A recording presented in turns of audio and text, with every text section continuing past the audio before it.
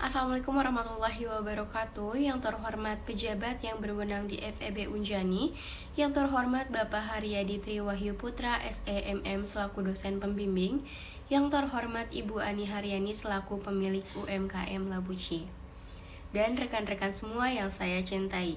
Izin memperkenalkan diri, saya Raihan Elian dari kelompok 51 Kuliah Kerja Nyata Fakultas Ekonomi dan Bisnis Universitas Jenderal Ahmad Yani tahun 2022. Perkembangan UMKM di Kota Cimahi telah dianggap berkembang cukup baik dari tahun ke tahunnya. Namun, apa kabar dengan UMKM yang ingin melakukan ekspor tapi masih memiliki kendala untuk melakukannya? Tahun ini FEB Unjani bekerja sama dengan Gurita, di mana melalui Gurita, UMKM Kota Cimahi dapat dibantu dari usaha lokal menjadi bisnis yang mendunia atau go global. Kami selaku kelompok 51 KKN FEB Unjani melaporkan hasil kuliah kerja nyata bersama UMKM Labuci dengan judul Implementasi Persiapan Tahap Awal Ekspor, Harga Pokok Penjualan, Pengelolaan SDM, dan Pemasaran Digital pada UMKM Labuci di Kota Cimahi. Selanjutnya, izinkan saya untuk memperkenalkan tim KKN atau kelompok 51. Pertama ada Bapak Haryadi Triwahyu Putra SEMM selaku dosen pembimbing. Kemudian ada Shalwa Viwidiari dengan NIM 126 selaku ketua kelompok. Lalu saya sendiri, Raihan Elian dengan NIM 188 selaku wakil ketua kelompok.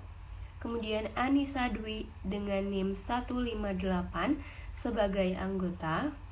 Rizky Yuda dengan NIM 049, Gaida Alzimar dengan NIM 001, dan Sidik Al-Haidar dengan NIM 229. Baik, selanjutnya ada konten tabel di mana beberapa poin ini akan dibahas dalam beberapa menit ke depan. Yang pertama ada profil UMKM yang akan membahas mengenai sejarah dan profil umum UMKM Labuci. Kemudian yang kedua ada identifikasi masalah. Yang ketiga ada tahap awal ekspor. Yang keempat pembuatan HPP. Kelima pengelolaan SDM. Keenam penerapan pemasaran digital. Ketujuh bauran pemasaran. Kedelapan kesimpulan dan saran. Kesembilan poster KKN. Dan yang ke-10 penampilan video akan disampaikan oleh rekan-rekan saya. Waktu dan tempat dipersilahkan. Saya Salwa Widiari dengan NIM 511911126. Di sini saya akan menjelaskan profil dari UMKM Labuci. Labuci adalah merek produk yang dimiliki oleh Ibu Ani Haryani. Ibu Ani Haryani atau biasa dipanggil Ibu Ani ini mengawali usahanya dengan berbagai kegiatan pelatihan-pelatihan pemberdayaan di masyarakat di tahun 2016 hingga berkembang menjadi kegiatan sosial ekonomi. Maka sejak tahun 2017 dibentuk wadah usaha Rumah Labu dan saat ini sudah menjadi kegiatan usaha mandiri. Di mana wadah usaha atau rumah produksi UMKM yang dinamakan Rubah Labu ini berlokasi di daerah Cimahi, tepatnya di Jalan Haur Koneng 188 Citerep, Cimahi Utara. Asal-usul nama Labuci yaitu labu sebagai buah yang pada setiap produknya berbahan dasar olahan labu, dan ci ini diambil dari bahasa Cina yang artinya kekuatan, yang dimaksudkan seperti khasiat dari buah labu yang sangat banyak untuk kesehatan tubuh. Produk unggulan dari Labuci ini adalah pangsit labu. Pada tahun 2020, Rumah Labu membentuk kelompok ekonomi kreatif Rumah Labu dengan misi memasyarakatkan labu kuning sebagai pangan bergizi tinggi dalam mendukung program diversifikasi pangan lokal nasional. Pada beberapa tahun terakhir, UMKM ini sempat mengalami penurunan dikarenakan pandemi yang muncul. Namun, pandemi ini bukanlah hal yang dapat menghalangi kegiatan usaha Ibu Ani untuk tetap berusaha menjalankan usahanya yang sudah dibangun. Saat ini, Labuci hanya fokus pada pembuatan pangsit labu dengan 3 varian rasa, yaitu rasa original, balado jeruk, dan jagung bakar. Dengan harga Rp20.000 per pieces yang berisi 70 gram. Di sini ada identifikasi masalah.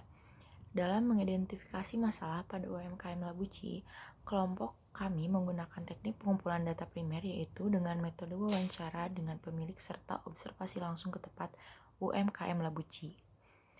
Dari hasil wawancara yang telah kelompok kami lakukan langsung dengan Ibu Ani selaku pemilik UMKM Labuci, terdapat beberapa permasalahan kelompok kami yang kami sajikan dalam bentuk tabel seperti berikut ini. Di sini terdapat 4 fungsi manajemen, yaitu pemasaran, operasional, SDM, serta keuangan. Adapun identifikasi masalahnya yaitu yang pertama, bagaimana persiapan tahap awal ekspor pada UMKM Labuci. Yang kedua, bagaimana harga pokok penjualan pada UMKM Labuci. Yang ketiga, bagaimana pengelolaan SDM pada UMKM Labuci. Dan yang terakhir, bagaimana pengelolaan pemasaran digital pada UMKM Labuci. Baik, selanjutnya di sini ada tahap awal ekspor. Menurut Extracase Indonesia 2021, ekspor dapat dilakukan oleh pemula melalui e-commerce. Kesempatan ekspor barang jualan bukan hanya melalui pemerintah saja. Sudah ada e-commerce yang menawarkan program ekspor seperti Shopee, Alibaba, dan Amazon, yang tentunya ini bisa dimanfaatkan agar bisnis berkembang dengan pesat. Lalu yang pertama, di sini ada Shopee. Shopee Ekspor atau program ekspor Shopee adalah program khusus dari Shopee untuk seller Shopee agar bisa memiliki pembeli dari luar negeri. Shopee Ekspor adalah salah satu cara yang diberikan Shopee agar seller bisa memperluas bisnisnya dengan cara gratis. Di sini ada prosedur dan sistem ekspor melalui program Shopee. Yang pertama, seller mengirim barang ke gudang Shopee di Jakarta, lalu Shopee mengirim barang kepada customer. Selanjutnya, seller menanggung biaya shipping sampai ke gudang Shopee di Jakarta. Selanjutnya, biaya shipping dari Indonesia ditanggung oleh pembeli. Selanjutnya, harga disesuaikan dengan mata uang di negara yang dituju. Selanjutnya, hasil penjualan akan ditransfer ke saldo penjual setelah paket diterima dengan baik di gudang Shopee di Jakarta. Selanjutnya, durasi pengiriman mengikuti jasa pengiriman. Dan yang terakhir, stok penjualan akan mengikuti jumlah stok yang tersedia di toko Indonesia. Yang kedua, di sini ada Alibaba. Alibaba.com merupakan platform e-commerce yang melayani transaksi business to business atau B2B secara global. Platform ini menjadi tempat bertemunya pembeli dan penjual dari berbagai negara, di mana calon pembeli dapat menemukan vendor yang mereka butuhkan, melakukan negosiasi bisnis, dan transaksi ekspor-impor dalam skala besar. Cara kerja Alibaba yang pertama, seller memposting barang dagangan yang dijual. Yang kedua, partner bisnis kita bisa mendapat info tentang supplier. Yang ketiga, transaksi ekspor berskala besar atau borongan. Yang keempat, jika customer hanya membeli sedikit, maka dapat melalui AliExpress Group dari Alibaba. Yang kelima, pembayaran antara penjual dan pembeli tidak bisa melalui Alibaba. Pembayaran ekspor impor melalui letter of credit atau uang bisa dicairkan jika pembeli sudah menerima barang. Cara mendaftar Alibaba yang pertama, membuat akun Alibaba. Yang kedua, lalu memilih opsi menjadi seller atau buyer. Yang ketiga, masukkan identitas. Yang keempat, lalu klik start selling. Jika sudah mendaftar, maka pihak Alibaba akan menghubungi seller dan seller harus menunjukkan dokumen akta pendirian atau SIUP dan jualan di Alibaba harus berbadan hukum resmi. Dan yang ketiga ada Amazon. Amazon FBA adalah tempat seller untuk mengirimkan barang dagangannya. Lalu, jika ada customer yang berminat dengan barang yang dijual, maka pihak Amazon akan secara otomatis melakukan pengiriman kepada customer tersebut. Kelebihan FBA yang pertama yaitu penjual hemat waktu dan tenaga, terutama bagi seller yang hanya part-time. Dengan FBA, barang akan relatif lebih cepat sampai kepada pembeli. Selanjutnya, pembeli biasanya dapat gratis ongkir. Selanjutnya, return dan exchange ditangani oleh pihak Amazon. Selanjutnya, inventory bisa dipakai jualan di platform lain. Selanjutnya, website yang dilengkapi dengan panduan terkini. Di sini juga terdapat kekurangan API. Yang pertama, butuh persiapan yang matang dan profesional. Barang kotak harus diberi label barcode sesuai ketentuan Amazon. Tidak bisa sesuai keinginan kita. Jika tidak, maka akan diberi sanksi. Selanjutnya, fitur FBI yang tidak gratis dilihat dari produk size tier, shipping weight, dimensional weight, dan fee kategori. Selanjutnya, segala biaya dipotong dari penjualan atau kartu kredit seller. Assalamualaikum warahmatullahi wabarakatuh. Sebelumnya izin memperkenalkan diri, nama saya Anissa Desulisteni dengan DIN belakang 158. Di sini saya sebagai anggota kelompok 51 akan melanjutkan presentasi hasil kerja KKN pada kelompok kami. Untuk slide selanjutnya yaitu ada slide tahap awal ekspor. Fakultas Ekonomi dan Bisnis Unjani bekerja sama dengan pemerintah Kota Cimahi, Bapeda, dan Startup Gurita untuk membantu UMKM khususnya di Kota Cimahi untuk go global melalui program KKN FEB Unjani. Gurita hadir untuk mendukung bisnis lokal Indonesia agar dapat bersaing secara global dengan solusi termudah dalam memasarkan dan mengirimkan produk lokal Indonesia ke seluruh dunia. Dengan 3 layanan utama yaitu marketplace, fulfillment, dan logistik, Gurita siap membantu mengembangkan usaha lokal menjadi bisnis yang mendunia. Melalui Gurita, para pelaku UMKM dapat mendaftarkan diri untuk menerima bantuan dari Pemkot Cimahi. Gurita hadir sebagai one-stop service untuk membantu bisnis lokal termasuk UMKM agar mampu bersaing secara global di luar negeri. Dengan bekerja sama dan terintegrasi dengan marketplace terkenal di dunia dan juga kurir logistik internasional. Gurita menyediakan layanan pengiriman internasional termurah dan tercepat. Selain itu, Gurita juga siap membantu pengelolaan toko online di marketplace di luar negeri. Dan pada UMKM Labuci ini telah melakukan pengisian Google Form yang diberikan Gurita pada tanggal 2 Agustus 2022. Untuk slide tahap awal ekspor selanjutnya yaitu ada perpanjangan PIRT. Untuk melakukan usaha di bidang kuliner diperlukannya surat izin PIRT atau pangan industri rumah tangga. Pedoman tentang BPOM nomor 22 tahun 2018 yang diberikan oleh Bupati atau Wali Kota melalui dinas. Tetapi pertanggal 18 Agustus 2022 UMKM Labuci sudah memiliki surat izin tersebut. Namun surat perpanjangan ini berlaku hanya 5 tahun yang diberlakukan mulai dari tahun 2017. Maka surat izin tersebut harus diperpanjang. Maka dari itu dilakukan perpanjangan PRT tersebut. Namun hingga saat ini perpanjangan tersebut masih dalam tahap proses perpanjangan. Lalu ada pembenahan rumah produksi. Sebelum melakukan produksi, perlu diperhatikan rumah produksi terlebih dahulu. Rumah Labu, wadah dari UMKM Labuci ini menjadi rumah produksi yang berada di Jalan Haur Koneng, Citerep, Cimahi. Melihat keadaan rumah produksi, kami beserta Bu Ani melakukan pembenahan rumah produksi dengan memindahkan beberapa alat produksi ke tempat yang lebih nyaman, aman, dan efektif untuk melakukan prosedur pembuatan pangsit. Selain memindahkan, kebersihan juga perlu diperhatikan agar kualitas produk tetap terjaga, mulai dari pembersihan tempat, alat, etalase, dan kemasan produk. Untuk gambar paling kanan, ini adalah mesin untuk pengaduk atau pembuat dodol. Gambar di tengah adalah etalase. Untuk penyimpanan, produk sudah jadi atau siap jual, bisa juga untuk penyimpanan tempat packaging.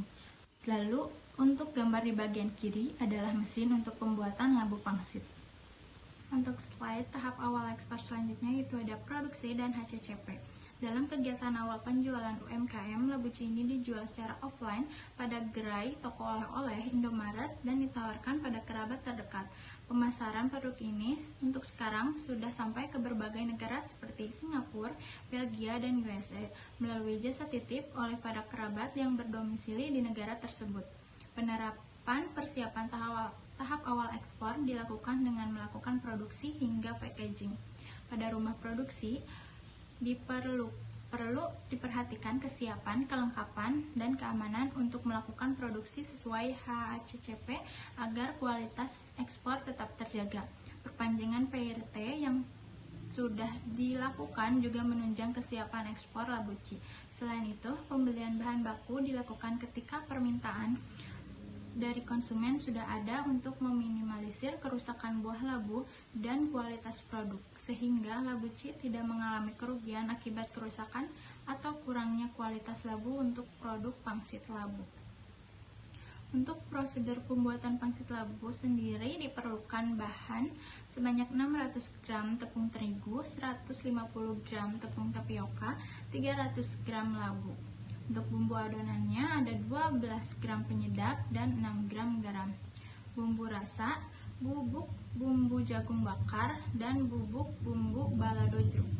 Proses produksi pembuatan dengan cara yaitu yang pertama mencampur semua bahan dan bumbu adonan, lalu aduk sampai merata, tipiskan adonan menggunakan mesin siter, lalu potong-potong dengan alat cutting, pisahkan satu persatu agar tidak menempel. Siapkan minyak, lalu panaskan dan goreng pangsit sampai matang. Tiriskan pangsit sekitar 10-15 menit, lalu yang terakhir tambahkan bumbu bubuk untuk perasa pangsit labu.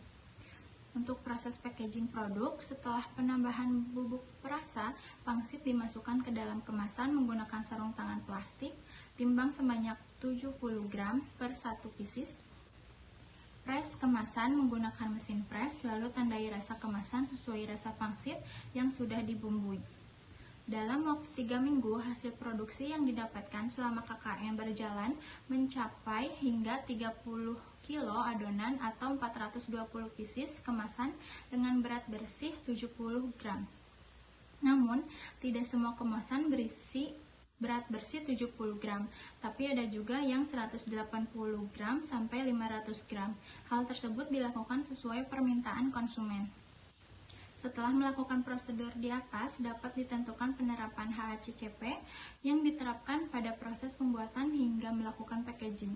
Saat melakukan proses pembuatan adonan dan menggoreng, digunakan celemek sebagai alat untuk menjaga kebersihan. Diadakannya kertas roti saat melakukan proses cutting agar menjaga kualitas pangsit dari bentuk yang tidak sesuai, menjaga kualitas pangsit yang lebih higienis dan tidak menempel ke tempat cutting atau meja. Dan yang terakhir, menggunakan sarung tangan plastik untuk menjaga kualitas dan kebersihan tangan saat melakukan proses penimbangan dan tahap packaging, sehingga dengan begitu kualitas produk tersebut dapat sesuai dengan HACCP untuk melakukan ekspor dengan baik. Untuk packaging sendiri, untuk perubahan packaging dari before dan after, Labuci sendiri meminta kita untuk melakukan penghapusan pada bagian rasa-rasa, penambahan logo PKK, dan ada penambahan nomor PYT. Untuk packing ekspor, dilakukan packing 30 pieces ke dalam dus untuk dilakukan pengiriman ke Virginia, USA. Namun, saat melakukan packing, Labuci belum memiliki ukuran kardus yang pas untuk 30 pieces tersebut. Pada awalnya, kardus yang dimiliki Bu Ani berukuran panjang 40 cm dengan lebar 20 cm, tinggi 20 cm, dengan ukuran 1 pieces packaging 14 x 12 cm. Dan ukuran tersebut hanya cukup untuk 20-24 pieces. Maka dari itu, kami memberikan solusi untuk mencari dus dengan ukuran panjang 35 cm, lebar 28 cm, dan dengan tinggi 30 cm. Dengan bubble wrap 2 meter untuk membungkus packaging pengiriman dapat dilakukan lebih aman. Setelah dilakukan packing, produk dikirim ke alamat yang dituju melalui ekspedisi pengiriman.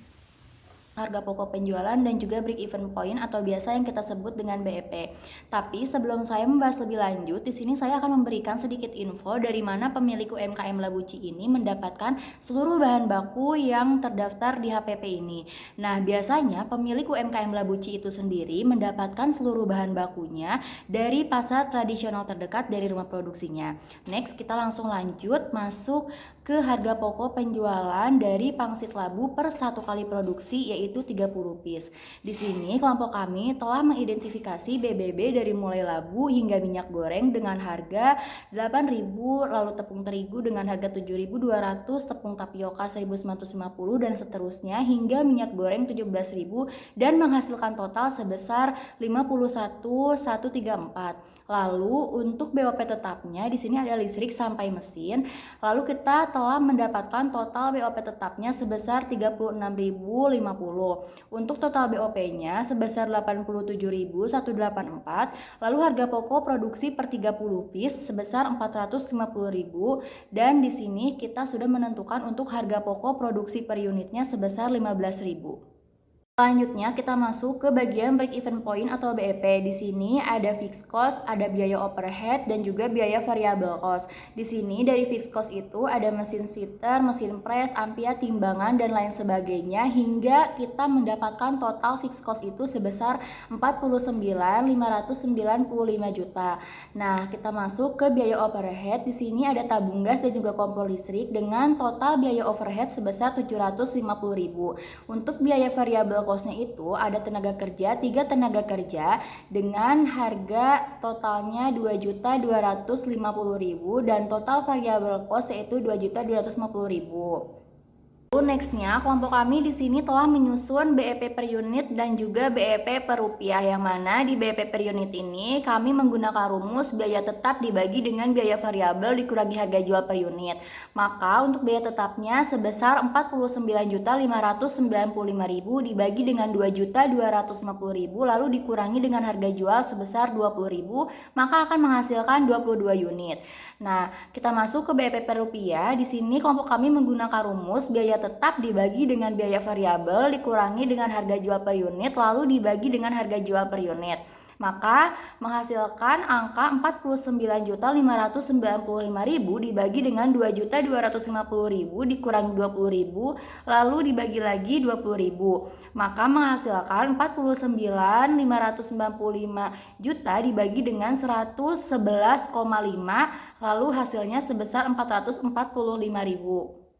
Kami telah menentukan harga jual satu pangsit labu dengan berat bersih 70 gram yaitu sebesar 20.000 dengan laba 33,33%. Nah, dari mana 33,33% ini didapatkan? Dari awal mula harga jual pangsit labu itu sebesar 15.000, maka dari 20.000 ini kita kurangi 15.000 menghasilkan 5.000 dibagi dengan 15.000 lalu dikali dengan 100%, maka hasil dari perhitungan itu adalah 33,33%. Selanjutnya kita akan masuk kepada pengelolaan SDM pada UMKM Labuci. Sebelumnya saya akan menjelaskan bahwa UMKM Labuci membutuhkan 3 karyawan untuk dipekerjakan di rumah produksinya. Nah, tetapi untuk harga gaji satu karyawan per satu harinya itu yaitu 30.000 dan 25 hari kerja dalam satu bulan, maka setiap satu karyawannya itu mendapatkan gaji sebesar 750.000 per bulan. Nextnya kita langsung masuk kepada 3 job desk dari para karyawan di UMKM Labuci. Yang pertama ada karyawan pertama, fungsi dan perannya itu yaitu membantu menjalankan dan melaksanakan seluruh operasional kepersonaliaan perusahaan khususnya urusan kepegawaian. Untuk uraian tugasnya, yang pertama bertanggung jawab mengurus semua kelancaran operasional, yang kedua bertanggung jawab mengurus sosial media dan marketplace, yang ketiga bertanggung jawab mengawasi dan memperindah tampilan sosial media, dan yang keempat bertanggung jawab melayani customers yang berkaitan dengan Labuci. Next, untuk karyawan kedua, fungsi dan perannya yaitu sebagai mengawasi saat proses produksi berlangsung. Untuk uraian tugasnya, merencanakan kinerja produksi di dalam kawasan produksi, mempersiapkan bahan-bahan yang akan diolah, memiliki pengetahuan mengenai food handler dan food safety, dan ketepatan pengolahan bahan makanan.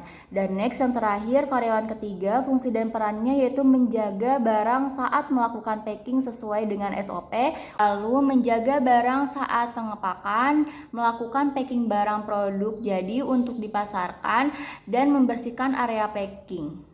Assalamualaikum warahmatullahi wabarakatuh. Perkenalkan, nama saya Rizky Yuda Permana Rosadi dengan NIM 51121191049. Di sini saya akan menjelaskan pemaparan tentang digital marketing.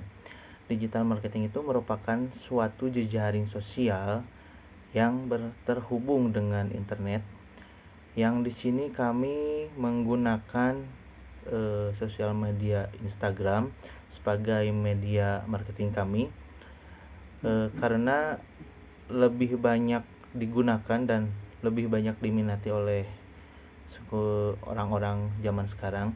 Di sini saya akan menjelaskan dalam pengelolaan media sosial Instagram kami.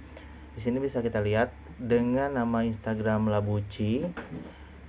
Terus dalam setiap minggunya kami selalu melakukan postingan atau melalui feeds dan story dalam Instagram kami melalui akun promosi pribadi. Baik, di sini saya akan melanjutkan pemaparan tentang strategi pemasaran Labuci. Di sini ada beberapa, ada segmenting, targeting, dan positioning. Saya akan menjelaskan segmenting. Yang pertama ada aspek geografis, yaitu segmentasi pasar UMKM Labuci pada aspek geografisnya yang sudah mengirimkan produknya kepada konsumen di Cimahi, Bandung, Jakarta, Padang, dan kota lainnya. Pengiriman produk juga menggunakan ekspedisi terpilih seperti Wahana, Si Cepat, dan JNE. Kemudian ada aspek geografis, yaitu pangsit labu ini yang diproduksi cocok untuk semua usia, bisa dikonsumsi oleh kalangan pria maupun wanita dengan berbagai macam pekerjaan, agama, ras, dan suku. Kemudian ada aspek psikografis, yaitu yang bertarget pada masyarakat dengan kelas sosial menengah atas dengan harga Rp20.000.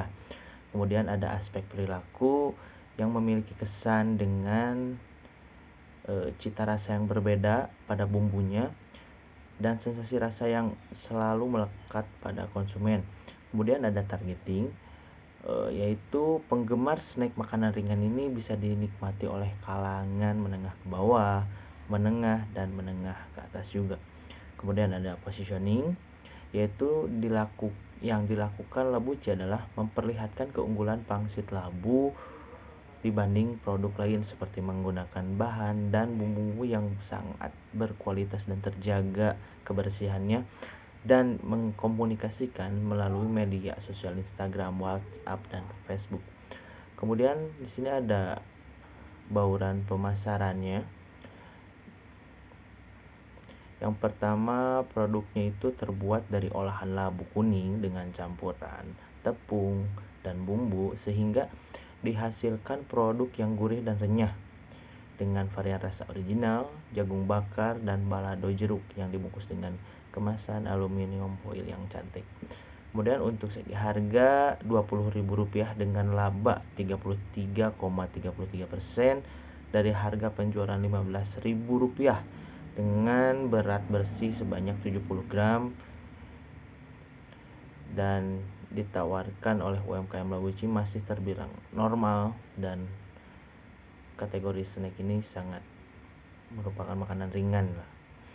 Kemudian promosi yang dilakukan oleh UMKM Labuci awalnya hanya melalui WhatsApp group atau keluarga, kemudian media sosial Instagram yang hanya aktif pada 1 tahun yang lalu. Kemudian dan belum banyak yang mengetahui tentang snack Labuci ini ya. Dalam hal ini kami memberikan solusi untuk mengaktifkan kembali akun Instagram dengan membuat konten-konten dan tidak hanya memposting asal-asalan saja, melainkan ada proses desain postingan agar enak dilihat oleh para konsumen.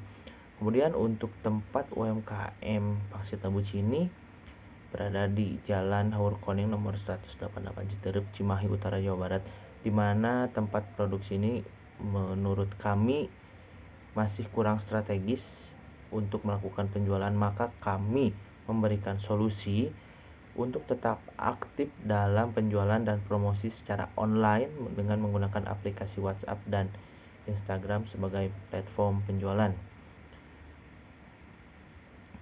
Kemudian ada bauran promosi pada Labuci. Ada yang pertama advertising, yaitu dalam melakukan periklanan Labuci masih belum luas dalam melakukan pemasarannya, hanya melewati rekan-rekan terdekat dari mulut ke mulut saja promosi yang dilakukan oleh UMKM Pangsit Labuci ini. Kemudian ada personal selling, penjualan pribadi yang dilakukan UMKM Pangsit Labuci dengan melakukan promosi dengan memberi informasi ke rekan-rekan bisnis UMKM serta mengikuti beberapa kegiatan sosial yang diadakan, dan dari mulut ke mulut juga. Dengan penjualan pribadi ini bertujuan untuk nama UMKM agar Pangsit Labuci ini bisa tersebar luas. Kemudian ada digital marketing. Dengan melakukan promosi melalui media sosial WhatsApp dan Instagram, banyak masyarakat yang menggunakan WhatsApp sebagai alat komunikasi yang sangat mudah diakses, serta Instagram sebagai hiburan. Promosi ini dengan menyebarluaskan poster dalam bentuk gambar yang memberikan informasi mengenai produk-produk UMKM Pangsit Labuci melalui WhatsApp dan Instagram. Kemudian dalam penerapan digital marketing dilakukan dengan menggunakan aplikasi atau platform digital yang dapat digunakan untuk memasarkan produk dan melakukan transaksi jual beli secara online. Penggunaan aplikasi seperti sosial media lainnya akan mempermudah UMKM Labuci untuk menarik perhatian pangsa pasarnya sehingga target penjualannya pun akan tercapai. UMKM Labuci sebelumnya telah memiliki platform digital atau sosial media sebagai alat penjualan produknya, namun penggunaannya masih belum maksimal sehingga kelompok kami atau kelompok 51 ini membantu untuk mengelola tampilan produk Labuci agar lebih menarik di laman digital marketingnya. Kemudian untuk hasil penerapan digital marketing bisa kita lihat before dan afternya sebelum dikelola dan sesudah dikelola oleh kami sebagai kelompok 51. Di sini akun reach-nya sebelumnya hanya 7 dan setelah kami kelola akun reach-nya mencapai 1426. Kemudian sebelumnya akun engage-nya hanya 0 dan setelah kami kelola akun engage-nya menjadi 71. Dan untuk total followersnya mengalami kenaikan yang cukup signifikan juga. Terima kasih atas perhatiannya, saya ucapkan terima kasih. Assalamualaikum warahmatullahi wabarakatuh. Baik, selanjutnya akan dilanjutkan oleh saya. Sebelumnya izin memperkenalkan diri, nama saya Sidik Al-Haidar dengan NIM belakang 229. Di sini saya akan menjelaskan kesimpulan dan saran. Yang pertama ada kesimpulan. Untuk poin pertama, UMKM Labuci masih perlu meningkatkan persiapan tahap awal yang cukup untuk ekspor seperti surat perizinan atau PRT yang belum diperpanjang, dan perlu meningkatkan pengetahuan apakah UMKM Labuci sudah layak atau belum untuk tahap ekspor. Yang kedua, UMKM Labuci masih perlu meningkatkan dan memperbaharui harga pokok penjualan atau HPP untuk penjualan produk pangsit labu. Untuk yang ketiga, UMKM Labuci masih perlu meningkatkan pengetahuan mengenai pengelolaan sumber daya manusia pada usahanya sehingga belum menentukan job desk, waktu, dan upah untuk masing-masing karyawannya.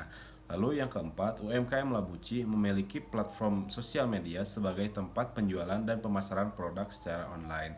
Namun, pengelolaannya masih perlu ditingkatkan dan kurang memahami bagaimana mengelolanya sehingga akun tersebut kurang aktif selama 1 tahun.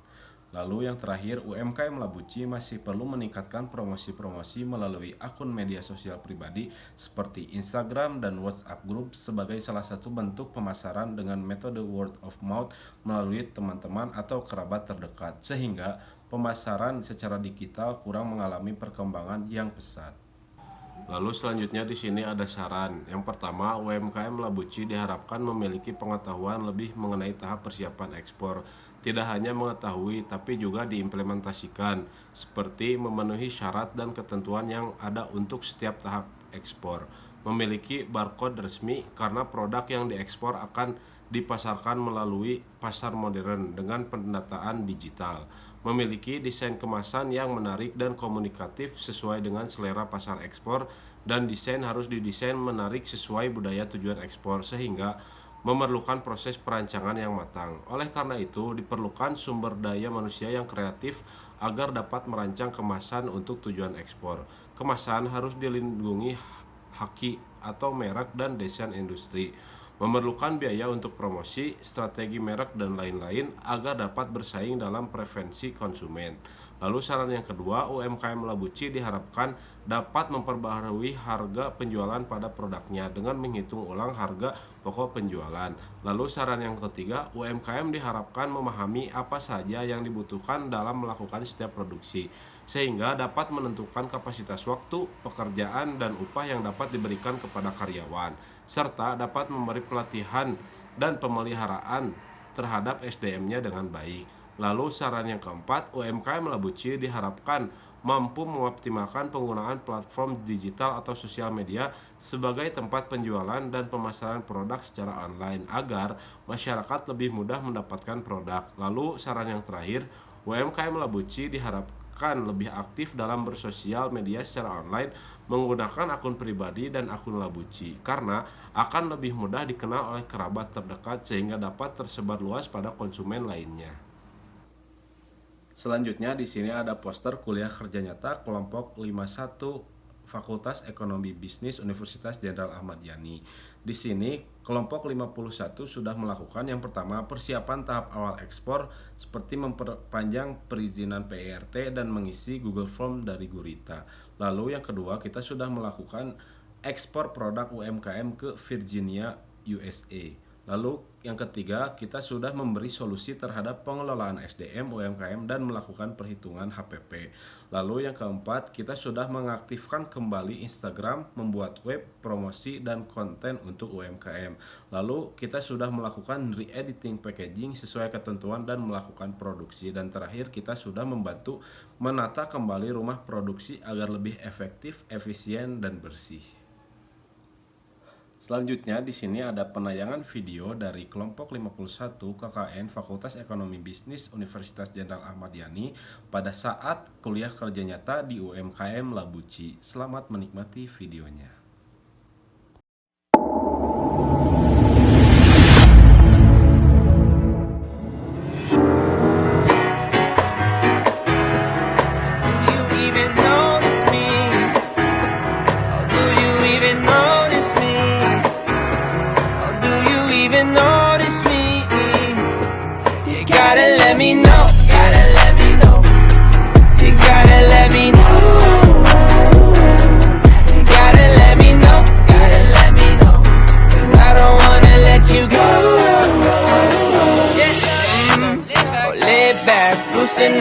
One shot, looking up, need you on the cup. Never felt so hard in love. Take me, never leave. This could be so heavenly. Malibu to Beverly. I can't help but thinking, do you notice me? Or do you even notice me? Do you notice me? Sekian untuk penayangan videonya dan sekian untuk pemaparan dari saya. Saya tutup. Wassalamualaikum warahmatullahi wabarakatuh. Baik, tidak terasa presentasi hasil laporan KKN kelompok 51 ini sudah berakhir. Saya ucapkan terima kasih banyak kepada pihak Unjani, Pemkot Cimahi, Gurita, UMKM Labuci, dosen pembimbing, dan rekan-rekan saya yang saya cintai. Kurang lebihnya mohon dimaafkan. Saya Raihan Elian pamit undur diri. Wassalamualaikum warahmatullahi wabarakatuh.